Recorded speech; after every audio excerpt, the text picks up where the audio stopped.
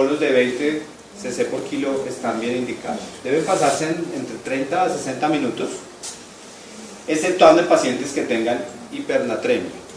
Ustedes no pueden saber al principio qué sodio tienen, porque a veces suelen demorar los resultados de unos electrolitos entre 1 a 2 horas. Entonces, pónganle los bolos que seguro no van a esperar 2 horas para rehidratar al paciente cuando está choqueado, está crítico, pues hay que hacer las cosas en el orden que toca. En este caso, bolos. ¿Hasta cuándo? Hasta que se recupere el estado de perfusión. ¿Okay? Generalmente son pacientes que están hipoperfundidos y tienen llenado capilar lento. Muchas veces están hipotensos.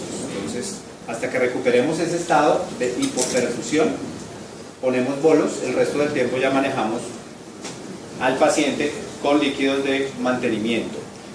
Si son niños pequeños, se utiliza, niños menores de 20 kilos, se utiliza la fórmula de Holley, ¿se acuerdan? ¿Cuál es?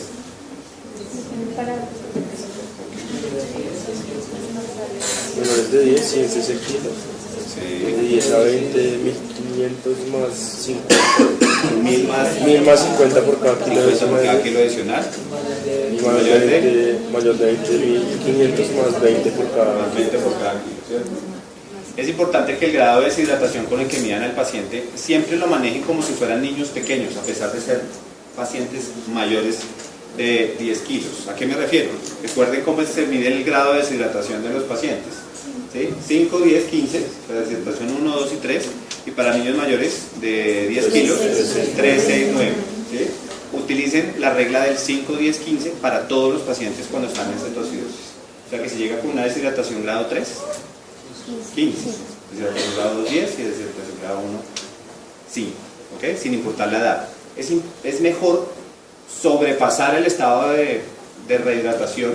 Como les digo, son niños previamente sanos, entre comillas, y van a tener un riñón lo suficientemente adecuado para generar manejo de los líquidos que se le están colocando de más. Para niños más grandecitos de 20 kilos, utilicen el mantenimiento de por superficie corporal, 1500 a 2000 por metro cuadrado día, y esta reposición debe calcularse desde el momento del ingreso para 48 horas. Lo que ustedes hagan en este primer momento es lo que van a seguir haciendo durante 2 días continuos. Obviamente que esto va a depender de la diuresis que tenga el paciente, de que continúe el estado de hidratación, que mejoremos la tolerancia a la vía oral, que el paciente deje de vomitar, que las pérdidas insensibles no hayan aumentado, que el paciente no esté con fiebre, bueno, una cantidad de variables, pero esto es dinámico, esto no es una guía de manejo y es una receta de cocina, es simplemente definir cómo debe manejarse un paciente en el momento agudo de llegar por la cetocidosis. Esto es dinámico. Segunda medida terapéutica y probablemente la más importante después de la hidratación, la insulina. Siempre y genera reversión del estado catabólico de proteólisis y lipólisis, claro que sí. Suprime la formación de cuerpos cetónicos y acetoácidos porque ya permite el ingreso de glucosa a la célula, inhibe la glucogenólisis y la gluconogénesis y estimula la captación celular de glucosa y su oxidación. Esto es obviamente la razón por la cual es importante la insulina, porque su déficit relativo o absoluto es la causa por la cual el paciente está enfermo. Entonces, ¿cómo se utiliza la insulina? Esto es una forma fácil de poderlo hacer. Van a encontrar varias formas en diferentes libros. Esta es la forma con la que lo manejamos aquí en la clínica y donde la mayoría de los servicios de urgencias aquí en Colombia manejan la insulina en los pacientes.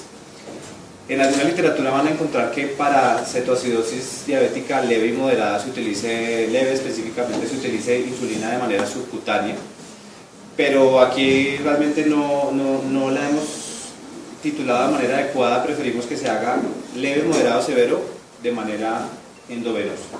¿Listo? Lo que se ajusta es la dosis con que el paciente se le pasa.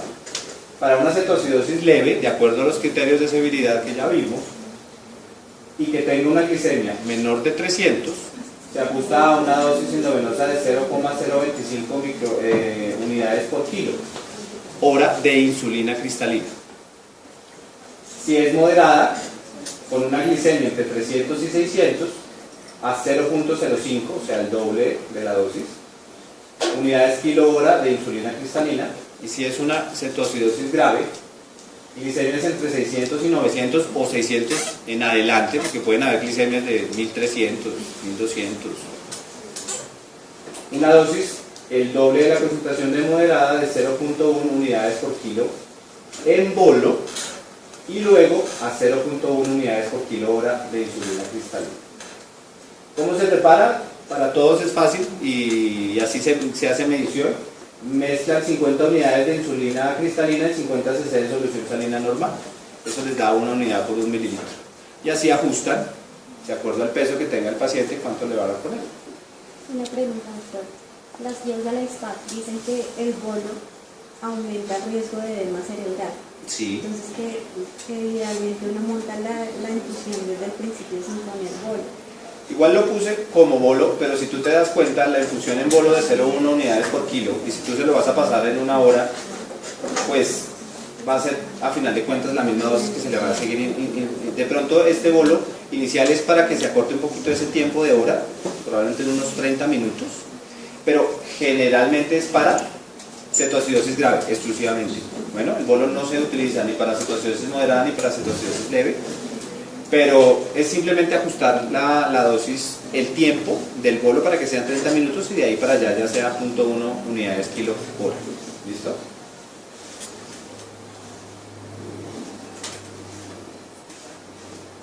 Importantísimo, iniciar dextrosa al 5% en glicemias entre 250 y 300. Entonces se debe monitorizar la glucometría con glucometría cada hora, y cada hora evaluar si necesitan disminuir la infusión de insulina, si estamos disminuyéndola más rápido de 50 a 100 miligramos por decilitro por hora. Si estamos haciéndolo muy rápido, bajen la infusión a la mitad o bajen a un cuarto. Esto también es dinámico. No es pónganle la glucosa a la dosis que les dije y dentro de 6 horas volvamos a mirar a ver cómo va. No, eso tiene que ser por hora. La glucometría por hora, jefe, ¿cómo va la glucometría? Bajó de 900 a 700, de 700 a 500, de 500, está muy rápida el descenso de la insulina, de la glucosa, perdón, por lo tanto ajustenla de acuerdo a ese valor, déjenlo a la mitad y así van viendo, hasta cuando llegue a un valor de 250 y 300. En ese momento le van a montar dextrosa al 5%. Muchos dicen, pero ¿cómo le van a montar dextrosa al 5% a un paciente que está diabético? O sea, no entiendo. Pues es que el paciente no deja de consumir glucosa. ¿Y la glucosa de dónde sale? Si no está comiendo, está vomitando y está deshidratado, está con un déficit relativo de glucosa porque la célula no era capaz de metabolizarlo porque no había insulina, pero la glucosa la sigue necesitando y ya tenemos insulina para metabolizarla, pues necesitamos introducírsela a través de líquidos endovenosos, porque el paciente hasta este momento todavía no va a poder comer. ¿Y cuál es la prevención además de este inicio de glucosa? Es más grave que haga una hipoglicemia a que el paciente esté hiperglicémico, porque la hipoglicemia sí lo mata. Y si ustedes no se dan cuenta, en 1 hora el paciente llega y está en glucometría de 20 y les convulsionó, el paciente pudo haber muerto ahí, porque no nos dimos cuenta que llegó hasta ese valor y no hicimos las medidas adecuadas. Entonces, ojo, porque la hipoglicemia sí mata a los pacientes. No deben suspender la infusión de insulina ¿hasta cuándo? Hasta no revertir el estado de acidosis, sino solo por control de glucometría. ¿Ok? No es que llegó a glucometría de 150, listo, jefe, quítele la insulina. No. Primero porque hay que hacer un switch cuando ya esté el paciente compensado para su tratamiento definitivo, porque el paciente, a final de cuentas, tiene una enfermedad crónica que apenas se está diagnosticando. Entonces, una enfermedad que va a necesitar insulina para toda su vida. Entonces hay que hacer el switch para insulinas subcutáneas en el momento en que esté compensado. ¿De qué depende esa compensación? De los exámenes que ustedes vayan haciendo.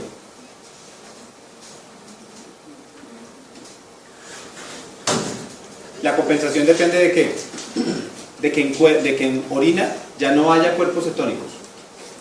El paciente ya está compensado en ese momento porque ya desapareció. Ácidos en gases arteriales, ya desapareció la acidosis, ya lo tenemos con un pH normal, un bicarbonato normal.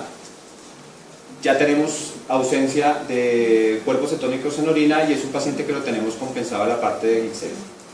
Con esos 3 mecanismos ya podemos pensar en la posibilidad de hacer un switch, y eso puede tomar entre 24 a 48 horas en esa compensación, por eso no se debe suspender el goteo de insulina hasta que eso se logre. ¿Cuándo vamos a iniciar vía oral en este paciente? Cuando tengamos descenso de las cifras de glucometría o de glicemia, cuando ya esté hidratado, cuando tenga un adecuado estado de conciencia para poder comer, y no olvidar que al iniciar la vía oral deben disminuirse los líquidos endovenosos, porque a final de cuentas estamos tratando de disminuir la posibilidad de un edema cerebral también. Está un poquito cargada la filmina, lo mismo, para que le tomen una foto, porque todo lo que les he dicho está ahí. De cómo hidratar al paciente, la terapia que se debe utilizar, qué paraclínicos se deben tomar, cuándo y en qué dosis iniciar la infusión de insulina, cuándo quitarla y demás y demás y demás. No la voy a repetir porque es lo que les acabo de decir, pero como les digo, las traigo, no me gusta traer filminas cargadas, pero es porque yo sé que a veces una foto sirve más que 1000 palabras. ¿Listo? Bueno, entonces, ¿cómo hacemos la monitorización de pacientes? Los que les comenté. Una glicemia obviamente inicial, pero glucometría por hora. Si tiene un nivel de glucometría mayor de 500, obvio porque aparece high, no pueden saber el valor exacto, deben siempre confirmar con laboratorio con una glicemia central. Glucosuria, en el momento de hacer el diagnóstico y en cada micción, cada vez que el niño orine debe tomarse muestra de orina. Cetonuria, el parcial de orina debe tomarse por horario, también para glucosuria como para cetonuria. Electrolitos, inicial y luego cada 4 a 6 horas. Gases arteriales iniciales y luego cada 2 a 4 horas de acuerdo al estado en que el paciente esté mejorando clínicamente, con un pH inicial arterial, y posteriormente, si quieren, en niños, ustedes saben lo doloroso que es tomar gases arteriales.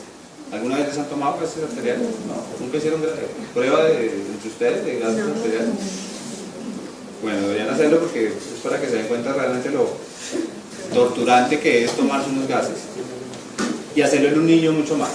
Entonces tenemos unos gases iniciales, posteriormente tomen gases venosos que se toman de la misma muestra que se toma el resto de paraclínicos que se le van a tomar. Inicialmente tomar levú, creatinina, un cuadro mático, una cetonemia y cultivos. Ojo con el hemograma. El solo hecho de que el paciente esté cetoacidótico incrementa niveles de leucocitos. Entonces no leucocitosis igual a infección. Si creen que el paciente puede estar infectado, séptico, pues lo más importante es policultivar, pero no tomar decisiones para el inicio de antibióticos basados solamente en un cuadro hemático con leucocitosis.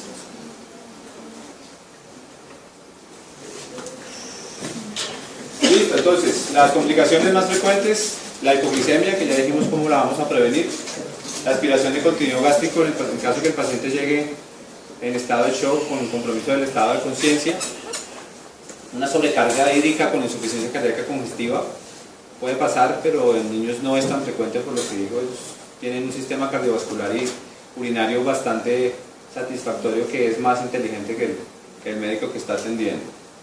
Y por último, y lo más importante, el edema cerebral. Entonces, frente al edema cerebral, ¿cuáles son los factores de riesgo para hacer edema cerebral? Jóvenes, entre más pequeño sea el paciente, más posibilidad de hacer un edema cerebral. Presentación inicial de una cetoacidosis diabética, paciente que debuta con cetoacidosis tiene mayor riesgo de hacer un edema cerebral. Una PCO2 bajas, cuando revisen gases arteriales, un BUN alto, tratamiento con bicarbonato. Desde que en este momento no hemos hablado absolutamente nada y no lo vayan a utilizar, ¿okay? El bicarbonato no está indicado en pacientes con cetoacidosis diabética y en general en pediatría en ningún paciente que está cetoacidótico o acidótico por cualquier otra causa que no sea por una diabetes, ¿okay? El bicarbonato inclusive aumenta la mortalidad de los pacientes en vez de mejorar. Entonces, bicarbonato, nada que ver. No tiene tampoco lo que comentamos al respecto del lactato, ¿no? Es otro cuento. El lactato se convierte en la entrada del espacio intravascular a bicarbonato y esa es la forma como se metaboliza como buffer, pero no le estamos poniendo bicarbonato. Pacientes que tengan deterioro neurológico agudo de 6 a 12 horas luego de iniciar el tratamiento. Cuidado con estos pacientes porque no es que se esté descompensando sus situaciones si usted la está manejando mal. El paciente está haciendo una edema cerebral y debe vigilarse para el tratamiento adecuado. Y cambios muy rápidos o súbitos de la osmolaridad lo que van a llevar a una isquemia cerebral. Importantísimo, el edema cerebral debe ser manejado en unidad de cuidado intensivo, no es para manejar en el servicio de urgencia. Pues si este paciente de entrada, cuando llega en un estado de cetoacidosis, lo primero que tiene que montar es una remisión si en su sitio donde trabaja no hay una unidad de cuidado intensivo pediátrico, sin importar que sea leve, moderado o severo. Evidentemente el moderado a severo debe ser manejado en unidad de cuidado intensivo. Una cetoacidosis leve probablemente en un servicio de urgencia se pueda compensar y se pueda manejar posteriormente en un piso, pero moderado o severo, o que piensen que puede estar haciendo un edema cerebral, unidad de cuidado intensivo. Medicamentos que deben colocar por posibilidad de edema cerebral: manitol, solución hipertónica, disminuir la velocidad de la infusión de líquidos que le habían colocado inicialmente, como habíamos hablado, para las 48 horas, ventilación mecánica si es necesario, evitar no hiperventilar al paciente, utilización de dexametasona y furosemida no están indicados, y obviamente si es posible la toma de una tomografía para buscar otras lesiones asociadas que no sea la complicación del edema cerebral, sino que el paciente de base tenga algo dentro del encéfalo que pueda estar generando la sintomatología por compresión e hipertensión endocraniana. Eso creo que es como lo más rápido, conciso y al grano. Creo que no me demoré sino 35 minutos exactamente. Bueno, ¿alguna duda, alguna pregunta? Yo siempre he tenido la duda, pues cómo va, Hay que segundo. Por atrás vi dos muchachos con el celular en la mano. ¿Cómo vamos a tener un potasio corporal falsamente real aumentado, pero el intracelular está disminuido? Cuando uno empieza la infusión de insulina, eso como que propensa a que haya una hipocalemia. Sí. ¿Cuándo le monto la infusión de potasio? ¿Desde el principio que pongo la insulina o tengo que esperar el resultado del potasio pues corporal total para hacer la corrección y montar la infusión? Esa es una buena pregunta.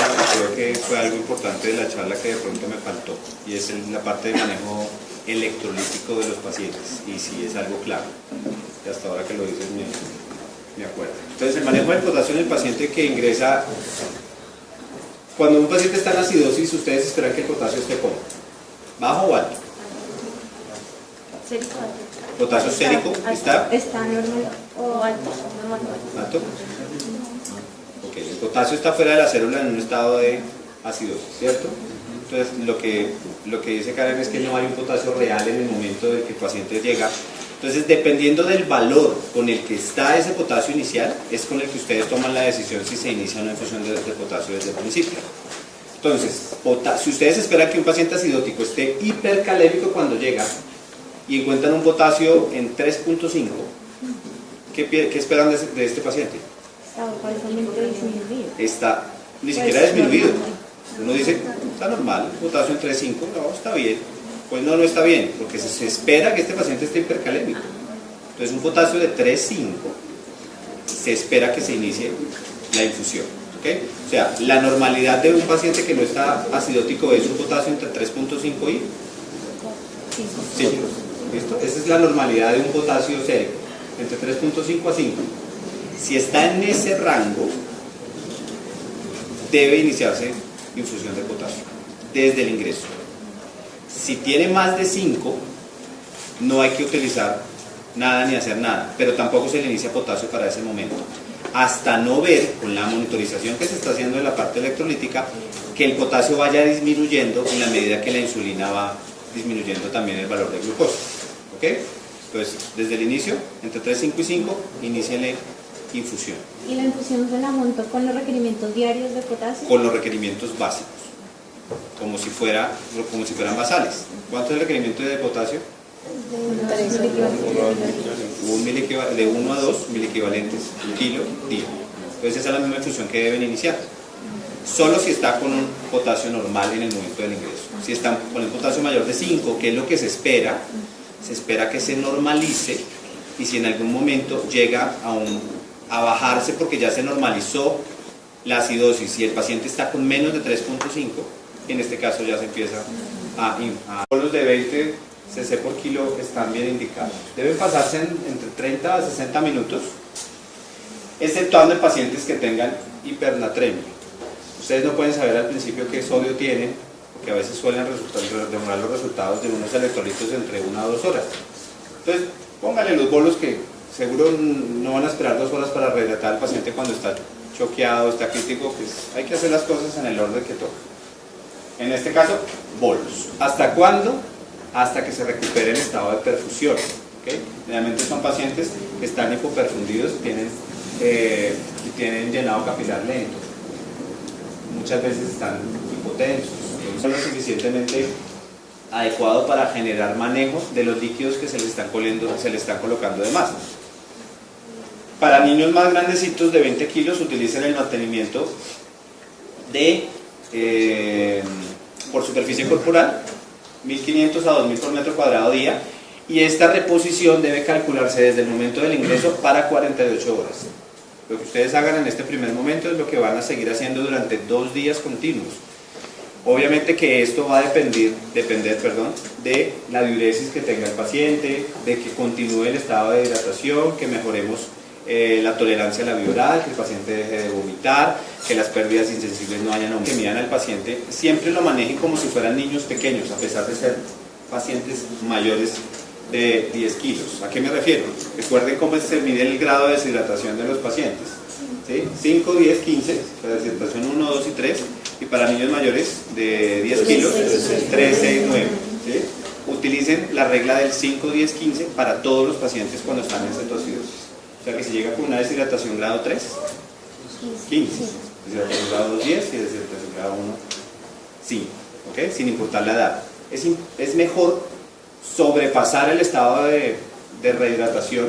Como les digo, son niños previamente sanos, entre comillas, y van a tener un riñón aumentado, que el paciente no esté con fiebre, bueno, una cantidad de variables, pero esto es dinámico, esto no es una guía de manejo y es una receta de cocina, es simplemente definir cómo debe manejarse un paciente en el momento agudo de llegar por la cetocidosis. Esto es dinámico. Segunda medida terapéutica y probablemente la más importante después de la hidratación, la insulina. Siempre y genera reversión del estado catabólico de proteólisis y lipólisis, claro que sí. Suprime la formación de cuerpos cetónicos y acetoácidos porque ya permite el ingreso de glucosa a la célula, inhibe la glucogenólisis y la gluconogénesis y estimula la cataciones. Hasta que recuperemos ese estado de hipoperfusión, ponemos bolos, el resto del tiempo ya manejamos al paciente con líquidos de mantenimiento. Si son niños pequeños, se utiliza, niños menores de 20 kilos, se utiliza la fórmula de Holley, ¿se acuerdan? ¿Cuál es?